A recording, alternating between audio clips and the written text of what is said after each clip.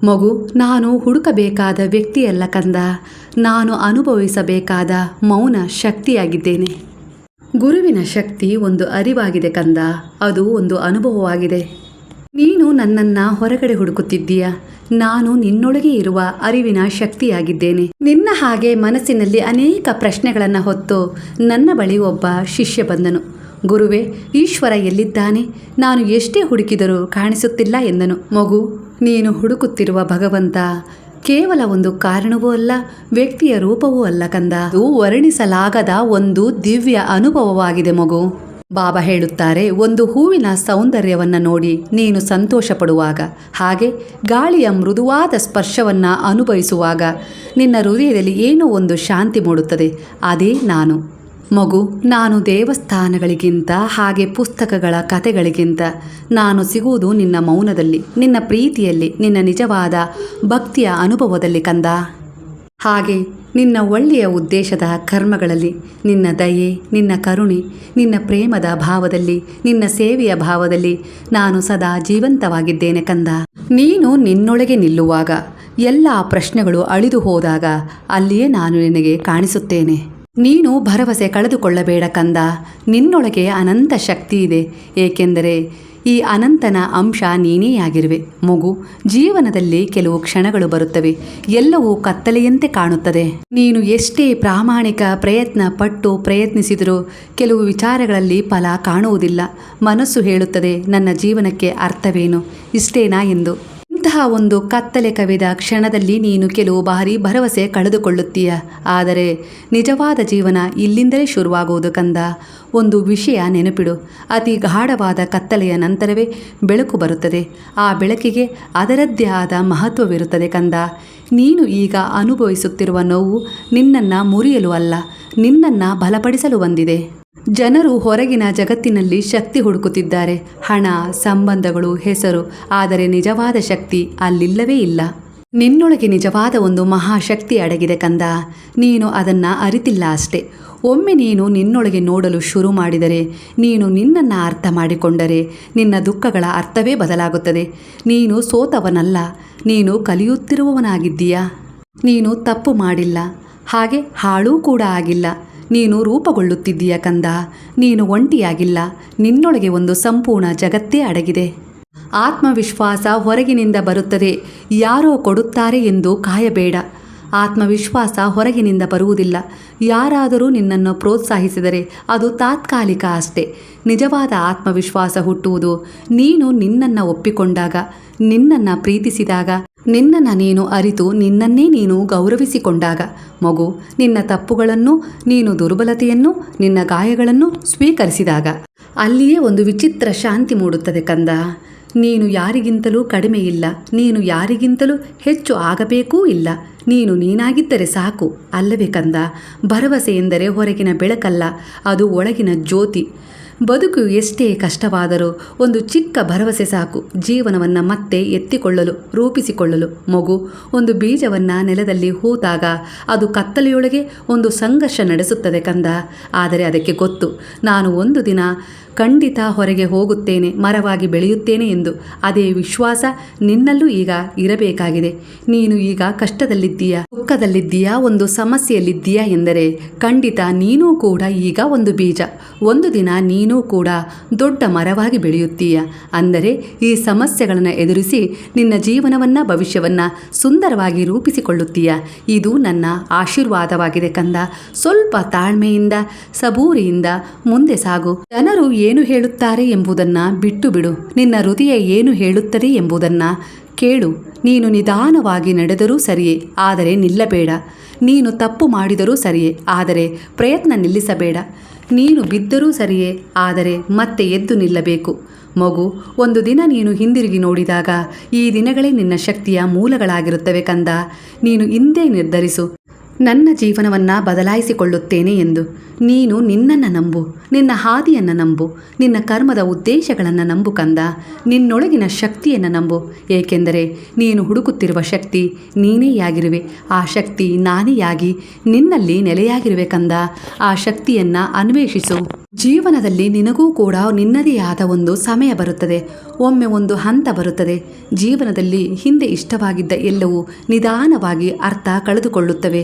ಕೆಲಸ ಉತ್ಸಾಹ ಕೊಡುವುದಿಲ್ಲ. ಹಣ, ಸುಖ, ಸಂಬಂಧಗಳು ಇವೆಲ್ಲವೂ ಏನೋ ಮೇಲ್ಮೈಯಂತೆ ಕಾಣುತ್ತದೆ, ಭೌತಿಕ ಮಾಯೆಯಂತೆ ಕಾಣುತ್ತದೆ. ಆಗ ಮನಸ್ಸು ಭಯಪಡುತ್ತದೆ. ನಾನು ಯಾಕೆ ಹೀಗೆ ಯೋಚಿಸುತ್ತಿದ್ದೇನೆ, ಹೀಗೆ ಆಗುತ್ತಿದ್ದೇನೆ ಎಂದು. ಆದರೆ ನಿಜವಾಗಿಯೂ ನೀನು ಕಳೆದುಕೊಳ್ಳುತ್ತಿಲ್ಲ, ನೀನು ಬೆಳೆಯುತ್ತಿದ್ದೀಯ. ಪಡೆದುಕೊಳ್ಳುವ ಹಂತ, ಮೊದಲನೆಯ ಪ್ರಾರಂಭದ ಹಂತ ಇದೇ ಆಗಿರುತ್ತದೆ. ಅಂದೆ ಆಸೆಯ ಮೇಲೆ ಮೋಹ ಕಡಿಮೆಯಾಗುತ್ತದೆ. ಆಗ ಸ್ಥಿರವಾದ, ಶುದ್ಧವಾದ ಒಂದು ಸಂಪತ್ತು ನಿನ್ನದಾಗುತ್ತದೆ ಕಂದ. ಶಾಂತವಾದ ನೆಮ್ಮದಿ, ಸುಖ, ಆರೋಗ್ಯ, ಆಯಸ್ಸು ಎಲ್ಲವೂ ನಿನ್ನ ಪಾಲಿಗಾಗಿರುತ್ತದೆ. ಅಂದರೆ ಯಾವುದನ್ನು ನೀನು ಜೀವನ ಪೂರ್ತಿ ಹಿಡಿತದಲ್ಲಿ ಇಟ್ಕೊಳ್ಬೇಕು ಅಂತ ಹೇಳಿ ಬಯಸುತ್ತೀಯೋ ಅದನ್ನು ನೀನು ಬಿಡುತ್ತೀಯ. ಆಗಲೇ ಅದು ನಿನ್ನನ್ನು ಹಿಂಬಾಲಿಸುತ್ತದೆ.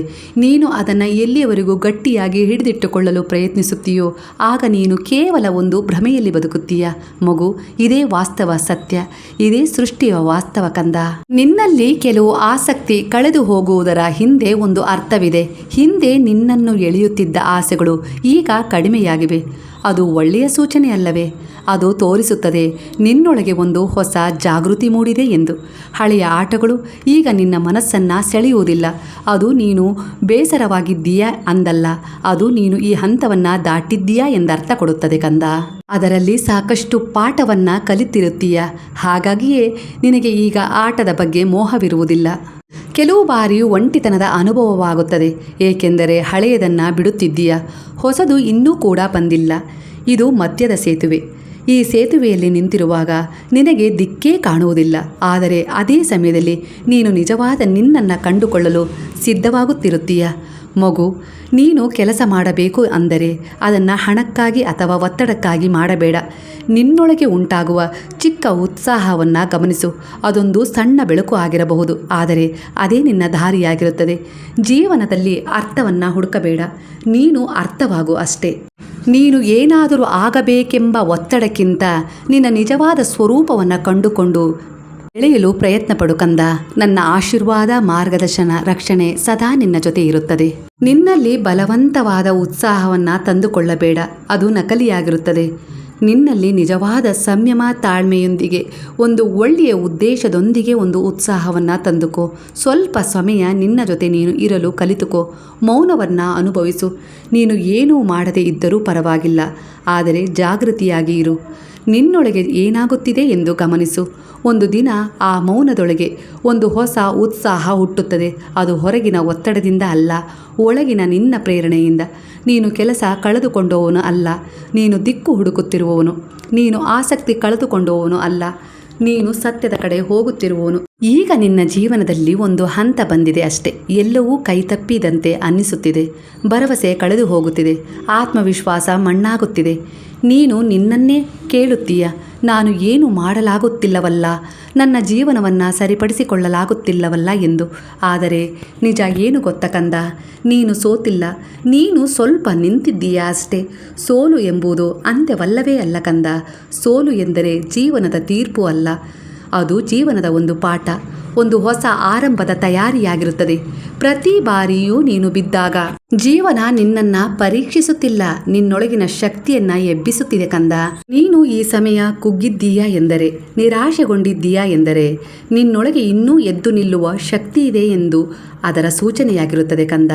ಮರ ಸಂಪೂರ್ಣ ಒಣಗಿದರೆ ಅದು ಕುಗ್ಗುವುದೇ ಇಲ್ಲ, ಆದರೆ ಕುಗ್ಗುವುದೇ ಅದು ಜೀವಂತವಾಗಿದೆ ಎಂಬುದರ ಗುರುತು ಸೂಚನೆಯಾಗಿರುತ್ತದೆ ಅಷ್ಟೇ.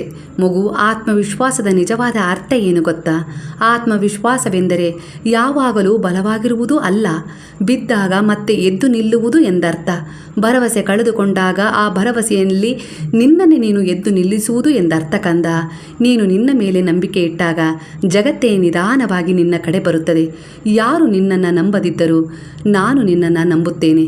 ಹಾಗೆ ನೀನು ಕೂಡ ನಿನ್ನನ್ನು ನಂಬಲೇಬೇಕು, ಏಕೆಂದರೆ ನಿನ್ನೊಳಗಿನ ಶಕ್ತಿ ಯಾರಿಗೂ ಕಾಣುವುದಿಲ್ಲ, ಅದು ನಿನಗೆ ಮಾತ್ರ ಗೊತ್ತು ಅಲ್ಲವೇ? ಮಗು, ಭರವಸೆ ಕಳೆದುಕೊಳ್ಳಬೇಡ ಕಂದ. ನೀನು ಇಂದು ಏನು ಮಾಡಲಾಗುತ್ತಿಲ್ಲ ಅನ್ನಿಸುತ್ತಿದೆಯಾ? ಅದು ನಿನ್ನ ಕೊನೆಯ ಸ್ಥಿತಿಯಲ್ಲ, ಇದು ಒಂದು ವಿರಾಮ. ಬಾಣ ಹಾಕಬೇಕಾದರೆ ಮೊದಲು ಹಿಂದೆ ಎಳೆಯಬೇಕು ಅಲ್ಲವೇ? ಹಾಗೆಯೇ ನೀನು ಕೂಡ ಈಗ ಹಿಂದೆ ಹೋಗುತ್ತಿರುವಂತೆ ಕಾಣುತ್ತಿರಬಹುದು, ಸೋಲುತ್ತಿರುವಂತೆ ಕಾಣುತ್ತಿರಬಹುದು. ಕೆಲವು ನಿರಾಸೆಗಳು ನಿನ್ನನ್ನು ಆವರಿಸಿರಬಹುದು, ಆದರೆ ಅದು ನಿನ್ನ ದೊಡ್ಡ ಹಾರಾಟಕ್ಕೆ ಸಿದ್ಧತೆಯಾಗಿದೆ ಕಂದ. ನಿನ್ನದು ಈಗ ಎದ್ದು ನಿಲ್ಲುವ ಕ್ಷಣವಾಗಿದೆ. ನೀನು ಹಿಂದೆ ನಿರ್ಧರಿಸು, ನಾನು ಮತ್ತೆ ಪ್ರಾರಂಭಿಸುತ್ತೇನೆ, ಚಿಕ್ಕದಾಗಿ ಶುರು ಮಾಡುತ್ತೇನೆ. ಒಂದು ಹೆಜ್ಜೆ ಸಾಕು ಇಂತಹ ದೃಢ ವಿಶ್ವಾಸದ್ದು. ಖಂಡಿತವಾಗಿಯೂ ನಾನೂ ಕೂಡ ನಿನಗೆ ಜೊತೆಯಾಗುತ್ತೇನೆ, ಮಾರ್ಗದರ್ಶನ ನೀಡುತ್ತೇನೆ, ರಕ್ಷಣೆ ನೀಡುತ್ತೇನೆ ಕಂದ. ಆದರೆ ಮೊದಲ ಧೈರ್ಯದ ಹೆಜ್ಜೆ ನೀನೇ ಇಡಬೇಕು. ಆಗ ನಿನಗೆ ನನ್ನ ಸಹಾಯ ಸಿಗುತ್ತದೆ. ನೀನು ನಿಧಾನವಾಗಿ ನಡೆದರೂ ಪರವಾಗಿಲ್ಲ, ಆದರೆ ನಿಲ್ಲಬೇಡ. ಪ್ರತಿದಿನ ಒಂದು ಸಣ್ಣ ಪ್ರಯತ್ನ ಮಾಡು. ಒಂದು ದಿನ ಅದು ದೊಡ್ಡ ಸಾಧನೆಯಾಗುತ್ತದೆ. ಮಗು, ನೀನು ಕುಗ್ಗಿ ಬಿದ್ದವನಲ್ಲ ಕಂದ. ನೀನು ಎದ್ದು ನಿಲ್ಲಲು ಸಿದ್ಧನಾಗಿರುವವನು. ನೀನು ಕಳೆದುಕೊಂಡವನಲ್ಲ. ನೀನು ನಿನ್ನನ್ನು ಹುಡುಕುತ್ತಿರುವವನು. ನೀನು ಅಸಹಾಯಕನಲ್ಲ. ನಿನ್ನೊಳಗೆ ಅನಂತ ಶಕ್ತಿ ಇದೆ ಕಂದ.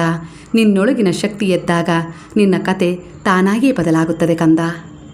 ಜನರು ಇಲ್ಲಿ ಜೀವನವನ್ನು ಒಂದು ಓಟವಾಗಿಸಿಕೊಂಡಿದ್ದಾರಷ್ಟೇ. ಕೆಲಸ ಮಾಡಬೇಕು, ಹಣ ಸಂಪಾದಿಸಬೇಕು, ಮದುವೆಯಾಗಬೇಕು, ಮಕ್ಕಳು ಹುಟ್ಟಬೇಕು, ಇವೆಲ್ಲವೂ ಒಂದು ನಿಯಮದಂತೆ ಕಾಣುತ್ತಿದೆ. ಆದರೆ ಒಂದು ಕ್ಷಣ ನಿಲ್ಲು. ನೀನು ಕೇಳಿಕೊಂಡಿದ್ದೀಯಾ ಇವೆಲ್ಲ ಯಾಕೆ ಎಂದು? ಕೆಲಸ ಎಂದರೆ ಕೇವಲ ಹಣಕ್ಕಾಗಿ ಅಲ್ಲ, ಅದು ನಿನ್ನ ಶಕ್ತಿಯನ್ನು ವ್ಯಕ್ತಪಡಿಸುವ ಒಂದು ಮಾರ್ಗವಾಗಿದೆ, ಭಗವಂತನ ಒಂದು ಯೋಜನೆಯಾಗಿದೆ ಕಂದ. ನೀನು ಇಷ್ಟವಿಲ್ಲದ ಕೆಲಸ ಮಾಡುತ್ತಿದ್ದರೆ ನೀನು ಬದುಕುತ್ತಿಲ್ಲ, ನೀನು ಕೇವಲ ಉಳಿಯುತ್ತಿದ್ದೀಯಾ ಎಂದು ಅರ್ಥ ಕೊಡುತ್ತದೆ ಕಂದ. ನಿನ್ನ ಹೃದಯಕ್ಕೆ ಹತ್ತಿರವಾದ ಕೆಲಸವೇ ನಿನ್ನ ಸತ್ಯವಾಗಿದೆ. ಮಗು, ಮದುವೆ ಎಂದಾಕ್ಷಣ ಸಮಾಜದ ಒತ್ತಡಕ್ಕೆ ಮಾಡುವುದು ಎಂದಲ್ಲ, ಅದು ಎರಡು ವ್ಯಕ್ತಿಗಳ ಜಾಗೃತಿಯ ಸಂಗಮವಾಗಬೇಕು. ನೀನು ನಿನ್ನನ್ನು ಅರಿತಿಲ್ಲದಿದ್ದರೆ ಮದುವೆ ನಿನ್ನನ್ನು ಸಂಪೂರ್ಣಗೊಳಿಸುವುದಿಲ್ಲ ಕಂದ. ಪ್ರೀತಿ ಪೂರ್ಣತೆಯಿಂದ ಬರಬೇಕು, ಕೊರತೆಯಿಂದಲ್ಲ. ಮಕ್ಕಳು ಹುಟ್ಟುವುದು ಒಂದು ಕರ್ತವ್ಯವಲ್ಲ, ಅದು ಒಂದು ಸೃಷ್ಟಿ. ನೀನು ನಿನ್ನ ಕನಸುಗಳನ್ನು ನೆರವೇರಿಸದಿದ್ದರೆ ಅವುಗಳನ್ನು ಮಕ್ಕಳ ಮೇಲೆ ಹೇರಬೇಡ. ಮಕ್ಕಳಿಗೆ ಜೀವನ ಕೊಡಬೇಡ, ಸ್ವಾತಂತ್ರ್ಯ ಕೊಡು ಕಂದ. ಜೀವನದ ಈ ಹಂತಗಳು ಕೆಲಸ, ಮದುವೆ, ಸಂತಾನ ಇವೇ ಗುರಿಯಲ್ಲ. ಇವು ಕೇವಲ ಪ್ರಯಾಣದ ಒಂದು ಭಾಗವಾಗಿರುತ್ತವೆ. ಮಗು, ನೀನು ಜಾಗೃತಿಯಿಂದ ಬದುಕಿದರೆ ಪ್ರತಿ ಹಂತವೂ ಸುಂದರವಾಗುತ್ತದೆ ಕಂದ.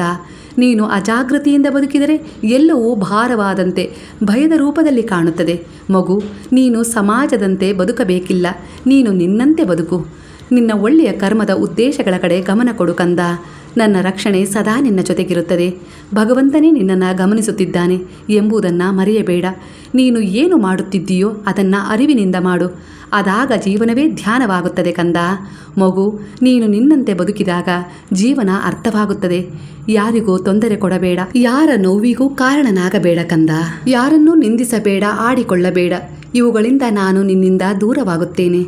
ನಿನ್ನ ಸನಿಹ ಬರಲು ಸಾಧ್ಯವಾಗುವುದಿಲ್ಲ ಕಂದ. ಹಾಗಾಗಿ ನಿನ್ನಲ್ಲಿ ದಯೆ, ಕರುಣೆ, ಪ್ರೇಮ, ಸೇವೆಯ ಭಾವ, ಮನುಷ್ಯತ್ವ, ಮಾನವೀಯತೆಯ ಒಳ್ಳೆಯ ಉದ್ದೇಶಗಳ ಕರ್ಮ ಜಾಗೃತವಾದಷ್ಟು, ಹೆಚ್ಚಾದಷ್ಟು ನಾನು ನಿನ್ನ ಬಳಿಯೇ ಇರುವ ಹಾಗೆ ಆಗುತ್ತದೆ ಕಂದ. ಇದೇ ಈ ಸೃಷ್ಟಿಯ, ಈ ಪ್ರಕೃತಿಯ ನಿಯಮವಾಗಿದೆ. ಮಗು, ನಾನು ನಿನ್ನ ಬಳಿ ಇರಬೇಕೆಂದರೆ ನಿನ್ನ ಕರ್ಮಗಳ ಉದ್ದೇಶ ಹೇಗಿರಬೇಕೆಂದು ತಿಳಿಯಿತ ಕಂದ. ಕೇವಲ ಪೂಜೆ, ಪ್ರಾರ್ಥನೆ, ವ್ರತ, ನಿಯಮ, ಉಪವಾಸ ಇವುಗಳಿದ್ದರಷ್ಟೇ ಅಲ್ಲ. ಅದರ ಜೊತೆ ನಿನ್ನಲ್ಲಿ ಮನುಷ್ಯತ್ವ, ಮಾನವೀಯತೆ, ದಯೆ, ಕರುಣೆ, ಪ್ರೇಮ, ಸೇವೆಯ ಭಾವ ಇರಬೇಕು. ಅದರೊಂದಿಗೆ ಯಾರಿಗೂ ಕೆಡುಕನ್ನು ಬಯಸದ ಗುಣವಿರಬೇಕು. ಆಗಲೇ ನಾನು ಸದಾ ನಿನ್ನೊಳಗೆ ಇರಲು ಸಾಧ್ಯವಾಗುತ್ತದೆ. ನಿನ್ನ ಪ್ರತಿ ಕಷ್ಟಕ್ಕೂ ಸ್ಪಂದಿಸಲು ಸಾಧ್ಯವಾಗುತ್ತದೆ ಕಂದ. ಇಲ್ಲದಿದ್ದರೆ ಅಂತರ ಹೆಚ್ಚಾಗುತ್ತದೆ ನಿನ್ನ ಮಧ್ಯೆ. ನೀನು ಮಾಡುತ್ತಿರುವ ಪೂಜೆ, ತಪ, ಧ್ಯಾನ, ದೀಪ ಬೆಳಗುವುದು ಎಲ್ಲವೂ ನನ್ನನ್ನು ಸೇರುವ ಒಂದು ಮಾಧ್ಯಮವಾಗಿದೆ. ಆ ಮಾಧ್ಯಮ ನನ್ನನ್ನು ನಿನ್ನನ್ನು ಹತ್ತಿರ ಸೇರಿಸುತ್ತದೆ. ಅದರ ಜೊತೆ ನಿನ್ನ ಒಳ್ಳೆಯ ಉದ್ದೇಶದ ಕರ್ಮಗಳು ಸದಾ ನಾನು ನಿನ್ನ ಬಳಿಯೇ ಇದ್ದು ನಿನ್ನನ್ನು ಮಾರ್ಗದರ್ಶನ ಮಾಡುತ್ತಾ, ರಕ್ಷಿಸುತ್ತಾ, ಕಾಪಾಡುತ್ತಾ ಸಾಗುವಂತೆ ಮಾಡುತ್ತದೆ ಕಂದ. ಮಗು, ಯಾವುದಕ್ಕೂ ಯಾರಿಗೂ ಹೆದರಬೇಡ. ಯಾವುದೇ ಕೆಟ್ಟ ದೃಷ್ಟಿ ನಿನ್ನ ಮೇಲೆ ಬೀಳದಂತೆ ನಾನು ಕಾಪಾಡುತ್ತೇನೆ. ಹಾಗೆ ನಿನ್ನ ಜೀವನದಲ್ಲಿ ಬಂದಿರುವ ಈಗಿನ ಸಮಸ್ಯೆಗಳನ್ನು ನಾನು ಪರಿಹರಿಸುತ್ತೇನೆ. ಸ್ವಲ್ಪ ಸಂಯಮದಿಂದ ಪ್ರಾರ್ಥಿಸು. ಖಂಡಿತ ನಿನ್ನ ಸಮಯ ಬರುತ್ತದೆ ಕಂದ. ಏಕೆಂದರೆ ಸಮಯವೇ ಆಗಿ ನಾನು ನಿನ್ನ ಬಳಿ ಬಂದಿದ್ದೇನೆ. ಖಂಡಿತ ನಿನ್ನ ಸಮಯ ಬದಲಾಗುತ್ತದೆ. ನಂಬಿಕೆ ಇಡು. ಈಗ ಹೇಳು: ಹರೇ ರಾಮ ರಾಮ ರಾಮ ಹರೇ ಹರೇ, ಹರೇ ಕೃಷ್ಣ ಕೃಷ್ಣ ಕೃಷ್ಣ ಹರೇ ಹರೇ, ಹರೇ ಸಾಯಿ ಸಾಯಿ ಸಾಯಿ ಹರೇ ಹರೇ, ಹರೇ ಬಾಬಾ ಬಾಬಾ ಬಾಬಾ ಹರೇ ಹರೇ, ಹರೇ ದತ್ತ ದತ್ತ ದತ್ತ ಹರೇ ಹರೇ.